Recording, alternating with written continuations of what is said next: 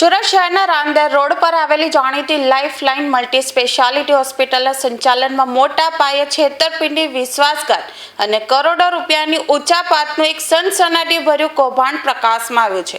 હોસ્પિટલના મુખ્ય ડિરેક્ટર પૈકીના એક ડોક્ટર નૈનેશ ભાનુભાઈ પટેલે આર્થિક ગુના નિવારણ શાખામાં અન્ય ડિરેક્ટર હિરેન વિપિનચંદ્ર શાહ અને તેમના પરિવાર વિરુદ્ધ ફરિયાદ નોંધાવી છે.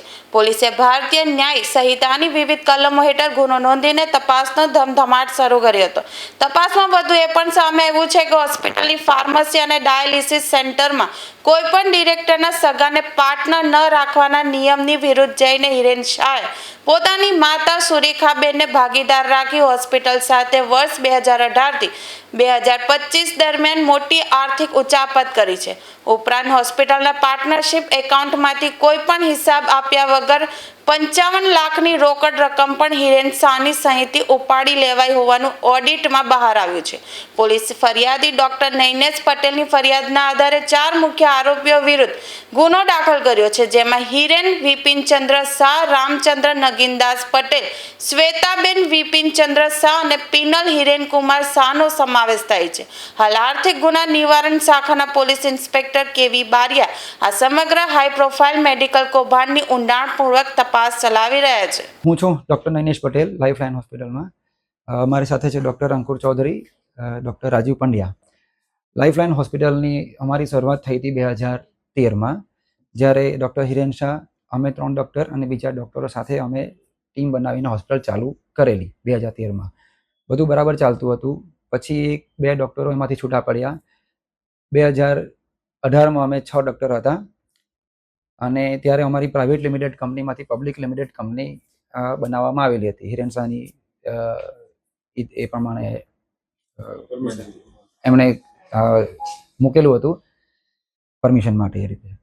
પછી જ્યારે 6 ડૉક્ટર હતા ત્યારે અમારા શેર જ્યારે પ્રાઇવેટ લિમિટેડમાંથી પબ્લિક લિમિટેડમાં કરવામાં આવી ત્યારે 1 કરોડનું ભંડોળ ઊભું કરીને અમે લોકો એક સરખા 16.66% પાર્ટનર્સ હતા અને આ પહેલેથી નક્કી હતું કે બધા પાર્ટનર એક સરખા રહેશે એ રીતે. પછી એમાંથી 2020માં અને 21માં ડૉક્ટર રામચંદ્ર પટેલ અને ડૉક્ટર અરવિંદ પટેલ સાહેબની રેઝિગ્નેશન આવ્યું અને એમણે કંપનીમાંથી ડિરેક્ટર તરીકે રિઝાઇન આપ્યું અને એ રીતે બોર્ડમાં નક્કી થયું કે એમનું જે પણ શેર છે એ બાકીના 4 ડૉક્ટરમાં એક સરખા ભાગે વેચવામાં આવશે. એનું બોર્ડ રિઝોલ્યુશન પાસ થયું. બોર્ડ રિઝોલ્યુશન અને એના જે જરૂરી દસ્તાવેજો, જે SH4 ફોર્મ અને બધી ફોર્માલિટી થઈ, પ્લસ એમના જે પણ શેરનું જે પણ વેલ્યુએશન અમારા જે CA અને એમને ગણતરી કરીને આપ્યું એ એમની મંજૂરીથી બંને ડૉક્ટરોને ચેકથી સરખા ભાગે અમે 4 ડૉક્ટરોએ પેમેન્ટ કરી દીધું.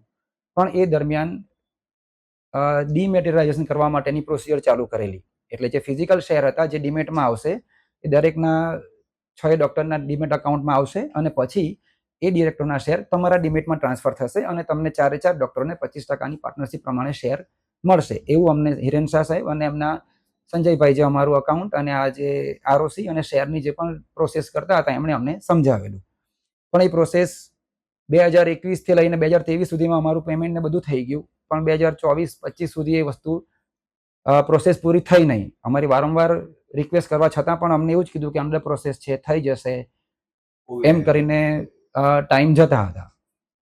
પછી સમય જતાં અમને ખબર પડી 2025 પતવા આવ્યું ત્યારે કે હિરેન શાહ ડૉક્ટરે ડૉક્ટર રામ અને ડૉક્ટર અરવિંદના જે પણ શેર જે અમારા 4માં વેચવાની વાત કરેલી હતી એના જગ્યા પર એમણે એમને સાથે મળીને બધા શેર પોતે લઈ લીધા.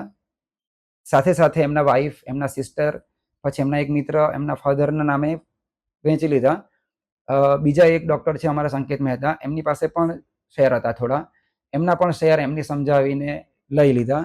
કોઈ પણ જાતની બોર્ડ મિટિંગ, બોર્ડ અપ્રુવલ કે ફોર્માલિટી જે અમારે કંપની પ્રમાણે કરવાની હોય, ટૂંકમાં અમને અંધારામાં રાખીને બધા શેર લઈ પોતે 50%થી વધારે શેરના અને કંપનીના માલિક બની ગયા, જે કાયદાકીય વિરુદ્ધ હતું. એના માટે અમારે પછી તપાસ થઈ, અમે અરજી કરી ઇકોસેલમાં. એ તપાસ સાથે સાથે અમને વધારે જાણવા મળ્યું કે હોસ્પિટલની અંદર જે ફાર્મસી ચાલતી હતી એમની, એ એમના ભાઈઓના નામે એ પોતે જ ચલાવતા હતા. હોસ્પિટલમાં ડાયાલિસિસ યુનિટ ચાલે છે, એ પણ ભાઈઓના નામે એમની જ પાર્ટનરશિપ હતી એમની સાથે. અને એ બધું તપાસમાં જાણવા મળતા અમે પછી આજે કાયદાનો સહારો લીધેલો હતો. અમારા વડીલો અને અમુક મોટા ડોક્ટરો અને પોલીસની પણ મધ્યસ્થીથી એમણે એવું કીધેલું હતું કે ભાઈ ડોક્ટરોની મેટર છે, હોસ્પિટલ છે, પ્રતિષ્ઠિત હોસ્પિટલ છે, તો તમારા લેવલે સમાધાન થકી જો નિકાલ આવતો હોય તો તમે કરી જુઓ. એના માટે અમે ઘણા પ્રયાસો કર્યા, 5 થી 6 મીટિંગ પણ થઈ, પણ અમને પ્રોપર કોઓપરેશન ના મળવાને કારણે સમાધાન ના થઈ શક્યું અને છેવટે અમારે આ કાયદાનો સહારો લેવા માટે અરજી કરવી પડી અને આજે એ અરજીના કારણે એમની FIR રજીસ્ટર થઈ ગઈ છે અને હવે